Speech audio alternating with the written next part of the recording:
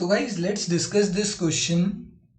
Question is, when level of savings increases by rupees 300 crores and the income increases by rupees 900 crore, the value of multiplier will be.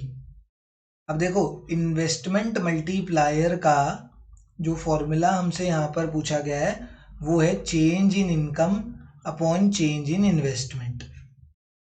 कि income में, national income में कितना change आया due to change in investment. Investment में change आने की वजह से नेशनल इनकम में कितना चेंज आया है वो क्या बताता है हमें। वो कैसे, वो अगर हम ये वैल्यू निकालेंगे तो वो किसकी वैल्यू होगी, मल्टीप्लायर की वैल्यू होगी, इन्वेस्टमेंट मल्टीप्लायर की। तो अब देखो, चेंज इन इनकम तो साफ साफ क्वेश्चन में दे रखा है, इनकम इंक्रीजेस बाय 900, ये तो दे रखा है।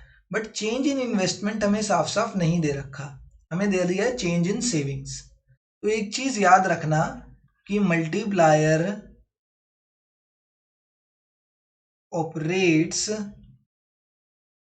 इन अ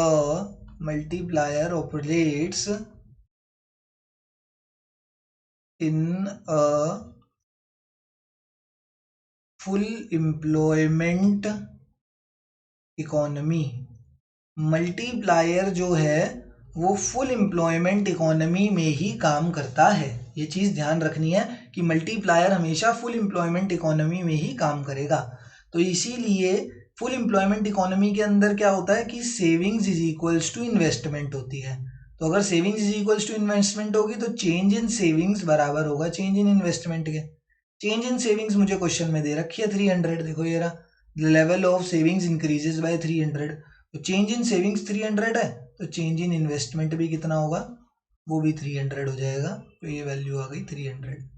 मल्टीप्लायर की वैल्यू क्या निकल के आ जाएगी, 900 बाय 300, 2 0 से 2 0 गए, 3 1 जा 3 3 जा, मल्टीप्लायर की वैल्यू निकल कर आ गई 3।